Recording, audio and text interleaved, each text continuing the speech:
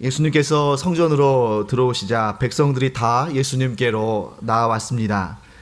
이 사실은 예수님의 말씀을 듣고자 하는 사람들이 굉장히 많았다는 것을 증명하고 있습니다. 물론 그 많은 사람들 가운데 어떤 이는 예수님의 말씀을 듣고 이런 말씀은 내가 생전 들어본 적이 없다. 이 말씀이야말로 권위 있는 말씀이다. 그리고 어떤 이들은 이 말씀을 하시는 분이 그리스도다 하고 믿음으로 응답하기도 했지만 그 가운데에는 예수님의 말씀을 꼬리를 잡아서 예수님을 고발하고 예수님을 음해하려고 했던 사람들도 그 가운데 있었습니다. 그러나 예수님은 사람들이 어떠한 마음으로 예수님께 나왔든지 그것과는 관계없이 그들 모두를 차별 없이 동일하게 가르쳐 주셨습니다. 우리는 예수님의 몸된 교회의 특성을 여기에서 찾아볼 수 있습니다. 교회는 멤버십 단체가 아닙니다. 여러분들 오늘 예배하러 오셨는데 이 앞에 문 앞에서 누가 여러분들 맞고 신앙 고백 해보라고 사도신경 외워보라고 혹은 세례증서 보여달라고 한 적이 없을 것입니다. 교회는 모든 사람들에게 열려있는 것이고 심지어 예수 그리스도를 믿지 않는 자, 어떤 경우에는 예수 그리스도를 비방하고 예수 그리스도를 또 이렇게 사사건건 반박하는 사람이라 할지라도 교회에 나오는 것은 누구에게나 열려 있습니다. 바라건대 주님 오시는 그날까지 이 교회 안에 예수 믿지 않는 사람들이 많이 오기를 축복합니다. 그래서 그들에게도 오늘 예수님이 하신 것처럼 동일하게 복음이 들려지고 그들이 예수 믿고 구원받는 놀라운 역사가 주님 오시는 날까지 점점 더 많아지는 은혜가 있기를 간절히 축원합니다. 그래서 우리의 가족들 가운데 혹은 친척들 가운데 친구들과 이웃들 가운데 아직도 예수 그리스도를 구주로 영접하지 않은 자들이 있다면 우리가 그들을 힘써 이 교회 공동체로 인도하며 이 교회 공동체 내에서 선포되는 복음을 통해서 그들이 예수 믿고 구원받는 놀라운 은혜가 있기를 간절히 축원합니다. 예수님은 이처럼 자기를 시인하는 자든지 혹은 부인하는 자든지 믿음으로 반응하는 자든지 반응하지 않는 자들인지 그들을 마다하지 않으시고 동일하게 가르치셨습니다. 근데 여기서 궁금증 하나가 생겨납니다. 예수님은 많은 사람들에게 가르치셨는데 과연 뭐라고 가르치셨을까? 성경에 기록된 예수님의 말씀들을 종합해 볼 때 일단 예수님은 유대 종교 지도자들이 가르쳤던 내용대로 가르치지는 않으셨던 것을 알게 됩니다. 그렇기 때문에 오늘 우리가 요한복음 8장을 읽습니다만 바로 앞에 있는 본문 7장을 보시면 예수님의 말씀으로 말미암아 무리 사이에 쟁론이 일어났습니다. 어떤 이는 예수님의 말씀을 듣고 예수님이 그리스도다라고 말했고 어떤 이는 예수님의 말씀을 듣고 그가 그리스도일 리가 없다라고 쟁론하게 됐습니다. 그들 가운데 심지어 대제사장과 바리새인들은 예수님을 잡아오라고 아랫사람들을 보내기도 했습니다. 그런데 이 아랫사람들이 예수님을 잡지 못하고 잡지 않았겠죠. 잡지 않고 빈손으로 돌아오면서 이렇게 말했습니다. 그 사람이 말하는 것처럼 말한 사람은 이때까지 없었나이다. 당시의 유대교의 주류 세력은 제사장, 바리새인들, 그리고 율법학자들, 서기관들이었기 때문에 그들이 가르치는 내용이 곧 율법의 의미와 해석이 되어서 백성들에게 전달되었습니다. 그러므로 유대인들은 유대 종교 지도자들이 주장하고 가르치는 대로 그 내용을 통해서 율법을 이해했습니다. 그런데 예수님께서 오셔서 그 어떤 유대 종교 지도자들도 말한 적이 없는 그런 말씀을 선포하기 시작하신 것입니다. 그렇다면 예수님께서는 그 유구한 율법의 전통을 벗어나서 율법을 멋대로 해석하고 왜곡하고 계시는 것입니까? 결코 그럴 수 없습니다. 오히려 당대의 위선적인 유대의 종교 지도자들이 자신들이 가지고 있는 그 기득권, 그리고 그들의 그 탐욕, 그들의 어떤 권세를 향한 욕망, 이런 것들을 위해서 율법을 왜곡하고 율법을 이용했던 것입니다.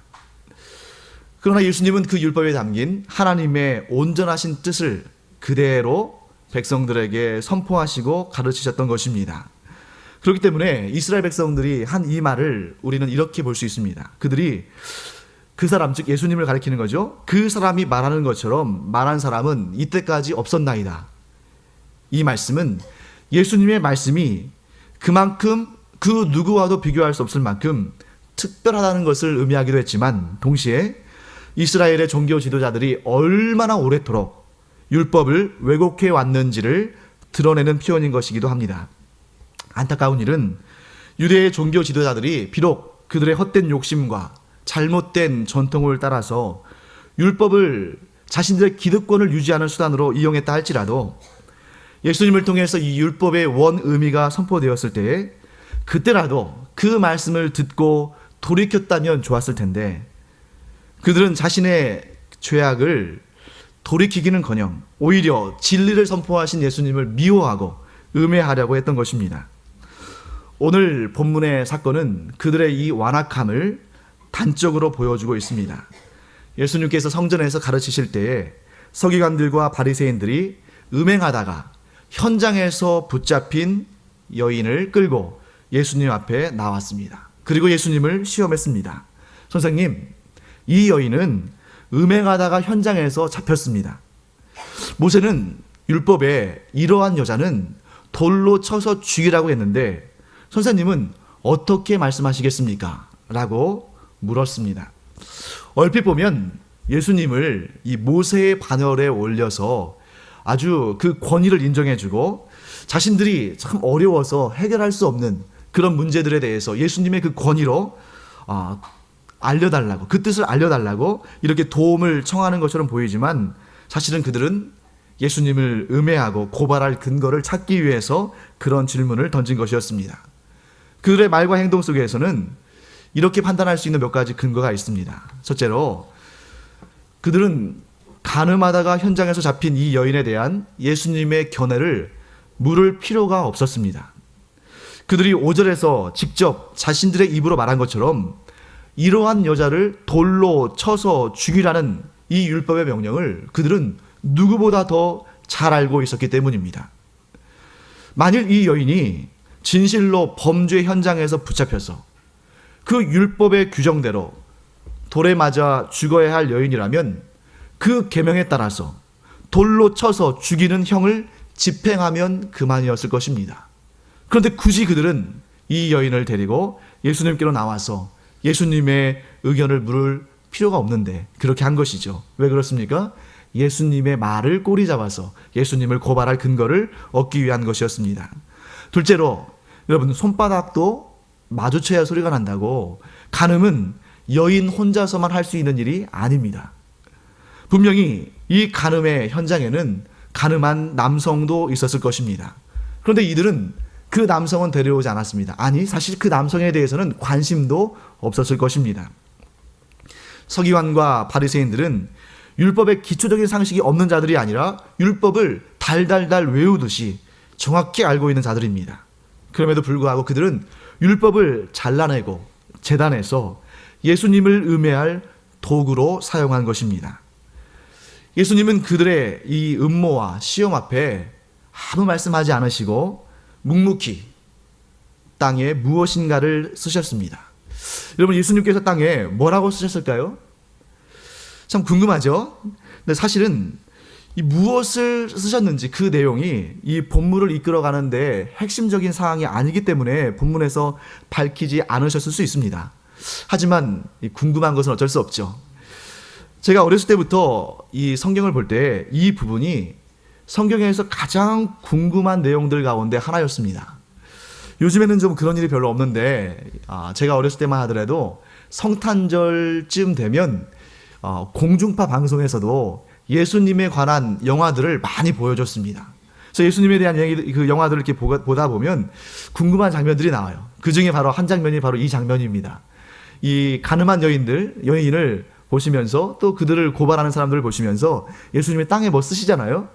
그때 이제 카메라가 땅에 무엇을 쓰시는 예수님을 비춰줍니다. 그런데 결코 그 카메라가 예수님이 쓰신 그 글씨를 보여주진 않아요. 아마 이 영화 감독도 난감했을 겁니다. 성경에 그 내용이 나온다면 아주 자신감 있게 글씨를 보여줬을 텐데 예수님이 쓰신 글은 무엇인지 우리가 알 수가 없습니다. 성경에 말씀하지 않으시기 때문이죠. 여러분, 만약에 여러분이 저에게 상상력을 발휘할 기회를 주신다면 저는 이렇게 추측해 보겠습니다. 예수님께서 그 중요한 순간에 설마 낙서하지는 않으셨겠죠. 네. 그리고 그 중요한 순간에 그림을 그리지도 않으셨을 겁니다. 분명히 말씀대로 글을 쓰셨을 텐데 무엇을 쓰셨을까? 저는 추측하기로는 아마도 하나님의 말씀 가운데 한 구절을 쓰셨을 것 같습니다. 이때에는 아직 예수님의 공생의 기간이기 때문에 기록된 신약 성경은 없는 것이죠. 그러니까 아마도 구약 성경 가운데 한 본문을, 한 구절을 쓰셨을 텐데 아마도 간음죄에 관련된, 간음죄에 대한 율법 규정이 기록된 레위기 20장 10절 말씀을 쓰지 않으셨을까 하고 조심스럽게 추측해 봅니다. 레위기 20장 10절에는 이렇게 기록되어 있습니다. 누구든지 남의 아내와 간음하는 자, 곧 그 이웃의 아내와 간음하는 자는 그 간부와 음부를 반드시 죽일지니라. 여러분, 여기에서 간부와 음부는 이 간음한 남자를 간부라 지칭하고 간음한 여인을 음부라 지칭합니다. 율법의 규정은 어떻게 되어 있습니까? 간음하다가 걸리면 그 간음한 남자와 간음한 여자를 둘 다 반드시 죽이라고 되어 있습니다. 그러나 예수님을 음해하려는 세력들은 예수님이 뭐라 하시든지 간에 예수님을 음해하고 예수님을 사로잡을 그 일에 혈안이 되어 있습니다. 그들의 목적은 오직 예수님을 고발하는 것이기 때문에 율법의 말씀을 그대로 적용하는 것이 아니라 율법의 말씀을 재단하고 잘라서 자기들의 도구로 사용하고 있는 것입니다. 우리는 이러한 모습에서 사탄의 모습을 발견할 수 있습니다. 사탄은 하나님의 말씀을 인용하는 것처럼 하지만 사실은 하나님의 말씀을 왜곡하고 이 말씀으로 심지어 예수님까지 시험하려고 하지만 예수님은 온전하신 하나님의 말씀으로 이 사탄의 시험을 물리치셨습니다. 물론 이 예수님을 음해하려는 세력들은 제3자를 거짓 증인으로 세워서 예수님이 이런 말씀을 하심으로 율법을 배반하고 율법을 왜곡했다고 이렇게 거짓 증인들을 세울 수도 있었을 것입니다. 그런데 그렇게 되다 보면 예수님의 말씀을 사모하고 예수님이 행하신 놀라운 일들을 직접 경험한 사람들이 분명히 여기에는 무슨 음모가 있다라는 것을 알 수 있기 때문에 그들에게 있어서 최고의 방법은 예수님의 입에서 나오는 그 말씀을 직접 꼬리를 잡아서 예수님을 고발하는 것. 이것이야말로 가장 확실한 방법이라고 생각했을 것입니다. 그러니까 요즘으로 말한다면 이 안주머니에 녹음기를 켜놓고 상대방에게 유도 질문을 한 다음에 상대방이 그렇게 말할 수밖에 없도록 이렇게 이끈 다음에 그걸 녹음한 것을 앞뒤 잘라버리고 내 마음에 맞게, 내 입맛에 맞게 재단한 다음에 그것을 가지고 상대방을 공격하는 것과 비슷한 방법이라고 볼 수 있습니다. 예수님을 음해하려는 무리들은 이 작전이 반드시 성공할 것으로 확신을 했습니다. 그렇게 확신할 수 있는 근거는 무엇인가 하면 예수님께서 이 여인에 대해서 뭐라고 말씀하실지 그들은 분명히 깨달아 알고 있었기 때문입니다. 그들은 예수님께서 이 여인에 대해서 율법의 규정과는 다른 견해를 말씀하실 거라고 생각했습니다.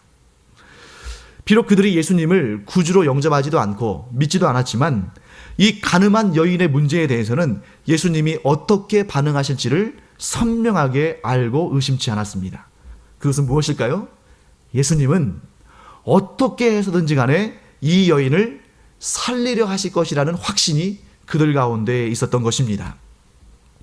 유대 종교 지도자들 가운데 이런 확신이 있었던 이유는 그들이 지켜본 예수님이 일관된 모습을 갖고 계셨고 그들이 들은 예수님의 말씀이 일관된 가르침으로 전파되었기 때문입니다.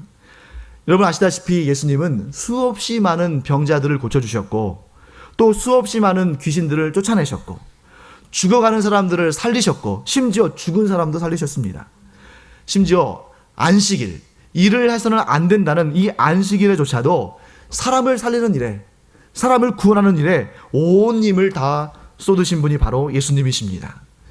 이런 모습을 지켜보면서 이 유대 종교 지도자들은 예수님을 한편으로는 율법을 어기고 이 안식의 규정을 어기고 한다고 미워하고 싫어했지만 그와 동시에 한 가지 분명한 확신을 가졌는데 예수님은 항상 언제나 어디서나 사람을 살리시는 일에 그 힘을 쏟으신다는 것을 그들은 깨달아 알게 된 것입니다.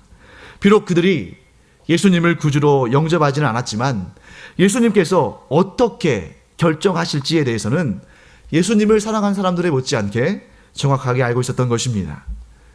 사랑하는 성도 여러분, 오늘날 이 시대에도 예수님에 대한 이런저런 지식을 가지고 있는 사람들은 많습니다. 예수님을 선한 분이라고 인정하는 사람들도 많습니다. 예수님이 우리에게 훌륭한 삶의 본을 보이신 위대한 스승이라고 존경하는 사람들도 많이 있습니다. 어떤 사람들은 예수님의 말씀을 인용하기도 하고 성경을 연구하면서 이 성경이야말로 인류의 최고의 문화유산이자 지혜의 보고다라고 극찬하기도 합니다. 하지만 예수님에 대해서 아는 것만으로는 구원을 받을 수 없습니다. 오직 구원은 예수 그리스도를 나의 구주로 영접하고 믿는 것만으로 이루어지는 줄 믿습니다. 그렇기 때문에 여러분, 우리가 예수 그리스도를 믿는 믿음 위에 서 있다는 것은 얼마나 감사한 일인지, 이 믿음이 우리를 영원한 생명으로 인도하신 줄로 믿습니다. 예수님을 사로잡고자 한 자들은 예수님께서 분명히 이 여인을 살려줘야 한다고 말씀하실 거라고 확신을 했습니다. 그래서 그 말씀을 빌미로 예수님이 율법과는 다른 말씀을 하신다, 율법을 배반한다, 율법을 왜곡한다 라고 예수님을 고발하려고 했습니다. 그런데 여기에서 깜짝 놀랄 만한 대반전의 역사가 일어납니다. 이 예수님을 음해하려고 했던 이 사람들의 예상과는 전혀 다른 말씀이 예수님의 입에서 나온 것입니다. 그 자리에 있는 모든 사람들이 예수님의 입을 주목하고 있는 그때 예수님은 돌연 그 여인을 돌로 치라고 말씀하셨습니다. 예수님을 고발하려고 했던 사람들은 당황할 수밖에 없었습니다. 아마 속으로 이렇게 생각했죠. 이게 아닌데? 우리가 분명히 확신하기를 예수님은 분명히 이 여인을 돌로 쳐서는 안 되고 죽여서는 안 되고 살려야 한다고 말씀하실 거라고 우리는 분명히 확신했는데 어떻게 예수님의 입에서 이런 말씀이 나올까? 전혀 예상 밖의 말씀에 유대 종교 지도자들은 당황할 수밖에 없었습니다. 예수님이 분명히 돌로 치라고 말씀하셨기 때문에 그 누구도 예수님이 율법을 거역하고 율법을 훼손했다고 비난할 수 없게 된 것입니다. 그렇다면 예수님은 그 유대 종교 지도자들이 예수님을 음해한다는 사실을 아셨기 때문에 잠깐 태도를 바꾸시고 전향하는 모습을 보이셨을까요? 아니면 잠깐 거짓말 하신 것일까요? 그렇지가 않습니다. 예수님은 분명히 돌로 치라고 말씀하셨지만 거기에 아주 분명한 전제를 다셨습니다. 그 전제는 무엇입니까? 너희 중에 죄 없는 자가 먼저라는 말씀을 그 앞에 전제로 달아놓으신 것입니다. 아무도 상상하지 못했던 말씀이, 아무도 상상하지 못했던 반전이 그 가운데 담겨 있는 것입니다. 여러분, 그 말씀을 눈여겨보시기 바랍니다. 여기에는 너희 중에 죄 없는 자는, 혹은 너희 중에 죄 없는 자가 돌로 치라, 이렇게 말씀하신 것이 아닙니다. 예수님은 뭐라고 말씀하셨냐면 너희 중에 죄 없는 자가 먼저 돌로 치라고 말씀하신 것입니다. 이 말씀은 너희 모두가 죄가 없어야만 이 여인을 돌로 칠 수 있다라는 말씀이 아닌 것입니다. 이 말씀은 그 가운데, 이 여인을 둘러싸고 있는 그 많은 사람 가운데 단 한 사람이라도 죄가 없는 사람이 있다면 그 죄 없는 자가 먼저 돌을 들어 그 여인을 치면 그의 뒤를 이어서 다른 이들도, 비록 그들에게 죄가 있다 할지라도 다른 이들도 그의 뒤를 이어 이 여인을 돌로 칠 수 있다는 뜻으로 해석되어질 수 있는 것입니다. 예수님의 말씀을 들은 사람들, 그 자리에 있는 사람들 스스로 생각하기에도 거기에 있는 모든 사람들이 율법을 완벽히 지켜서 죄 없는, 즉 무죄한 상태에 있다고 생각하지는 않았을 것입니다. 그래서 이 말씀을 예수님께서 하셨을 때 아마도 그 자리에서는 꽤 긴 침묵의 시간이 흘렀을 것입니다. 사람들은 저마다 눈치를 보기 시작했겠죠. 그리고 아마 속으로 이렇게 생각했을 것입니다. 솔직히 말해서 나는 내가 죄가 없다고는 말하지 못하겠다.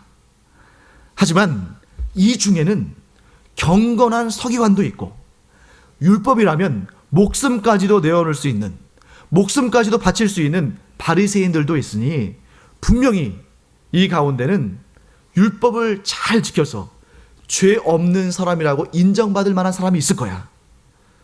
그래서 그 사람이 돌을 들어서 먼저 치면 나도 숟가락 하나 얹듯이 나도 마치 죄가 없는 사람인 것처럼 얼른 돌로 치면 되겠지 하고 생각을 했을 것입니다. 그런데 1분, 2분, 3분 시간이 지나는데 먼저 돌을 들어 이 여인을 치는 사람이 안 나타나는 것입니다.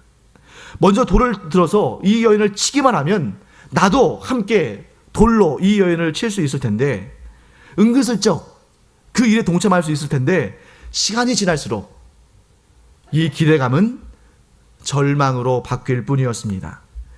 이 가늠한 여인이 수치심을 느껴야 할 그 자리에서 이 여인을 정죄하던 자들이 그 안에 점점 수치심이 드러나기 시작한 것입니다. 결국 도무지 인정하고 싶지 않은 충격적인 양심의 가책이 그들을 짓누르기 시작했습니다. 그리고 그들은 너나 나나 할 것 없이 그 마음속에 이러한 깨달음을 얻었습니다. 죄가 없는 사람은 아무도 없구나.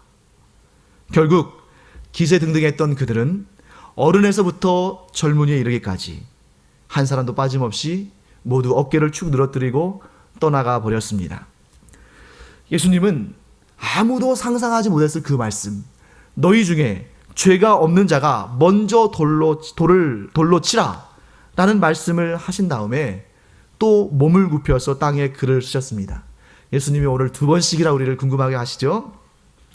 자, 2번째는 뭐라고 쓰셨을까요? 여러분이 이번에도 저에게 상상력을 발휘할 기회를 주신다면 저는 이렇게 추측하겠습니다. 내가 너희를 잘 안다. 너희 중에 죄 없는 자는 없다. 그렇기 때문에 내가 왔노라. 예수님께서 이렇게 쓰지 않으셨을까 추측을 해봅니다.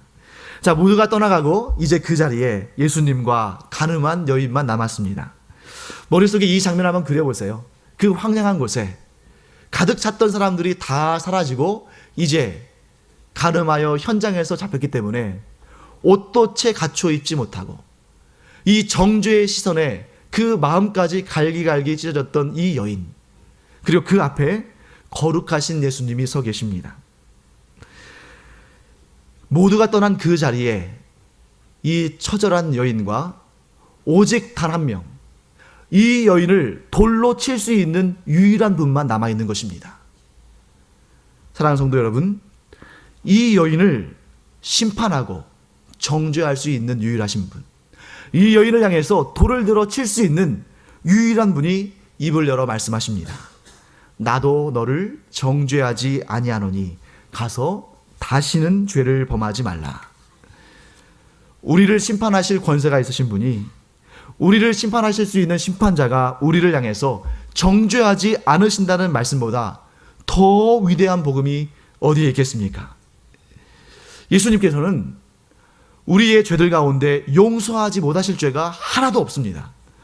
예수님은 모든 종류의 죄악들, 우리가 행동으로 행한 죄악들, 우리가 생각으로 행한 죄악들, 내가 지어놓고도 나조차도 잊어버리고 지냈던 그런 죄악들, 또 그것이 죄인지도 모르고 지었던 모든 죄까지 우리 주님은 다 용서하실 수 있는 분이십니다. 그렇기 때문에 우리 주님은 정죄하지 아니하고 용서의 복음을 선포하실 수 있는 유일한 분이십니다. 그런데 이 놀라운 이야기는 여기서 그치지가 않습니다.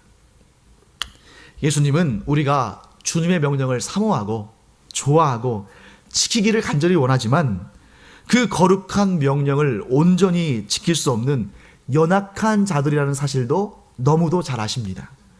그렇기 때문에 예수님은 우리가 가서 다시는 죄를 짓지 말라는 이 명령을 따르고 싶지만 따를 수 있는 능력이 없다는 사실을 잘 알고 계십니다.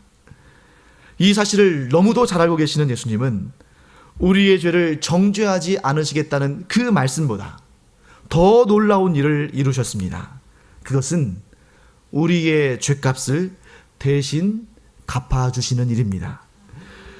이 완전한 죄 사함의 역사를 위해서 예수님은 우리가 달려야 되는 그 십자가 형틀에 대신 달려 죽으셨습니다. 너희 중에 죄 없는 자가 먼저 돌로 치면 거기에 있는 모든 사람들이 돌로 이 여인을 칠 수 있다는 이 말씀은 이렇게 성취가 되었습니다. 우리 가운데 오신 죄 없으신 예수 그리스도께서 십자가에 달려 죽으심으로 예수 그리스도를 구주로 영접한 모든 이들이 그리스도와 함께 십자가에 못 박혀 그 죄값을 치른 것으로 인정해 주신 것입니다. 하나님이신 예수 그리스도께서 죄와 사망의 권세를 이기심으로 누구든지 예수 그리스도 안에 있으면 죄 사함 받고 죄와 사망의 권세로부터 건짐을 받고 영원한 생명을 얻게 되는 것입니다. 예수님의 이 십자가의 죽으심은 심지어 사탄도 전혀 예상하지 못한 놀라운 대반전의 역사였습니다. 하나님이 죽으실 수 있다고 누가 감히 상상하나 했겠습니까? 어떠한 인간이, 어떤 천사가, 심지어 사탄도 하나님이 죽으실 수 있다는 것은 감히 상상조차 할 수 없었던 일입니다.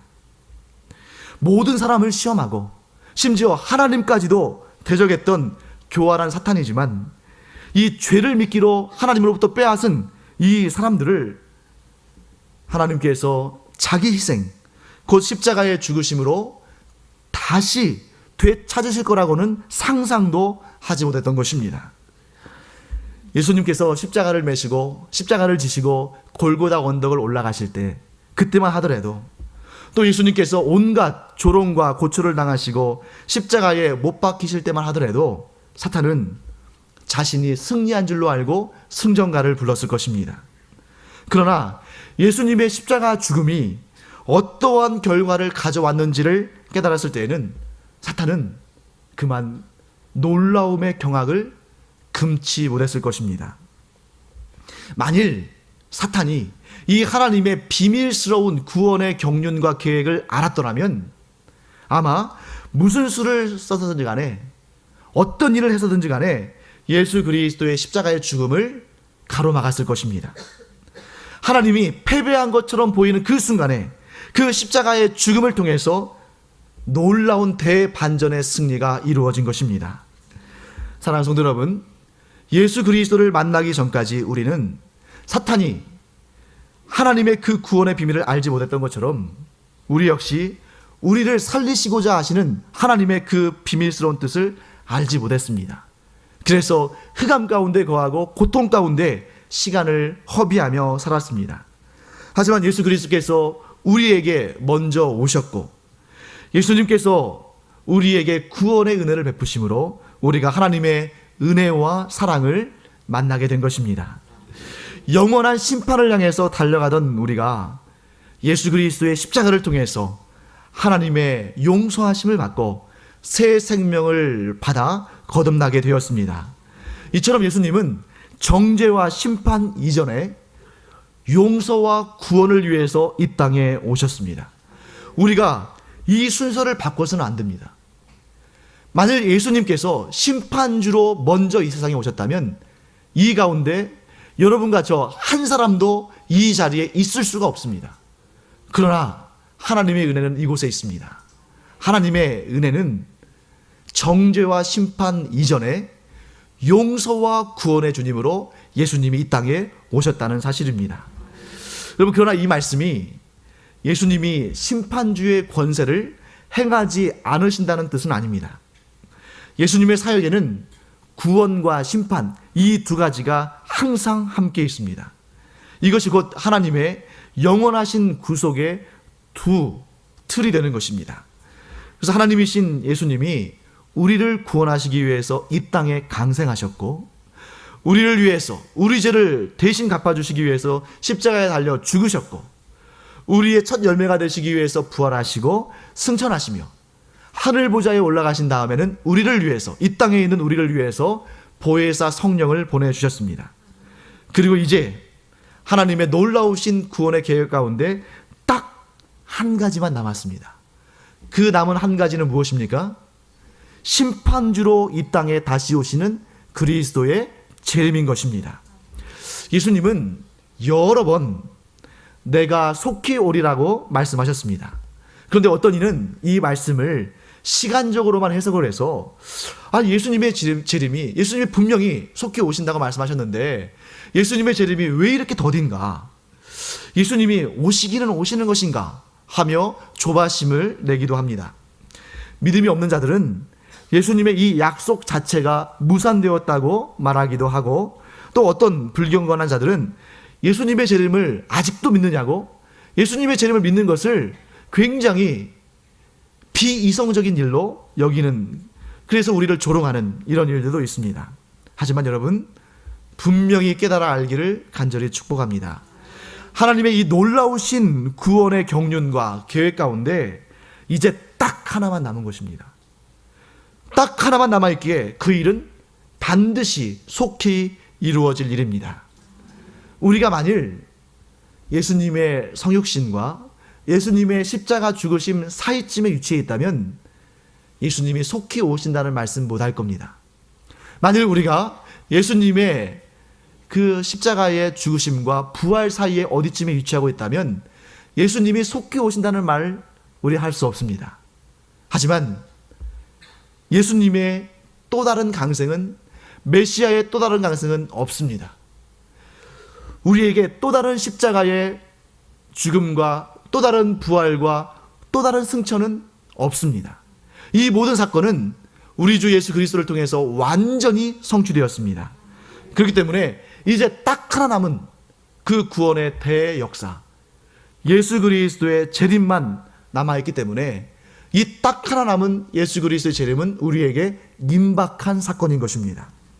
사랑하는 성도 여러분, 그러나 우리는 그날을 두려움으로 바라보지 않습니다. 우리는 그 예수 그리스도의 재림의 날을 설레임과 기쁨과 소망으로 바라보게 됩니다.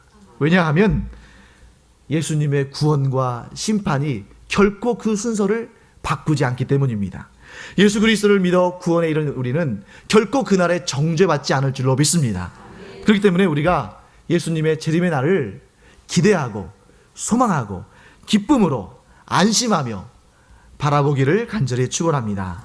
또한 예수님의 재림이 있기까지 우리가 이 땅에서 시간을 낭비하지 아니하고 주님이 베풀어 주신 그 사랑을 그 용서의 복음을 나도 실천하며 살기를 간절히 축원합니다. 가늠하다 잡혀서 죽을 뻔했던 이 여인에게 예수님은 어떤 분이십니까? 예수님은 이 여인에게 살려주신 분입니다. 예수님으로 인하여서 다시 살아난 이 여인은 그 남은 인생을 어떻게 살았을까요? 본문에 이 여인의 그 후의 삶이 기록되어 있지 않기 때문에 우리가 정확히 알 수는 없습니다. 하지만 우리는 분명히 확실합니다. 이 여인이 예수님을 통해서 구원의 감격을 맛본 이후에 그의 그 처절하고 비참했던 삶이 기쁨과 감사와 감격의 삶으로 바뀌었을 줄로 믿습니다. 뿐만 아니라 이 여인은 자신을 살려주신 이 예수님에 대해서 그 복음의 소식에 대해서 전하면서 자신처럼 그 죄악의 구렁텅이에 빠져서 아무 일도 못하고 고통 가운데 있던 사람이 한 사람이라도 더 예수님을 만나서 그 삶이 회복되어지고 그 삶이 살아나서 영광스러운 하나님의 자녀로 살기를 간절히 사모하며 예수님의 복음을 전했을 것입니다. 사랑하는 성도 여러분, 우리는 이 여인 안에서 우리의 삶을 보게 됩니다. 우리가 정죄하며 살기에는, 심판하며 살기에는 우리의 인생이 너무나 아깝습니다.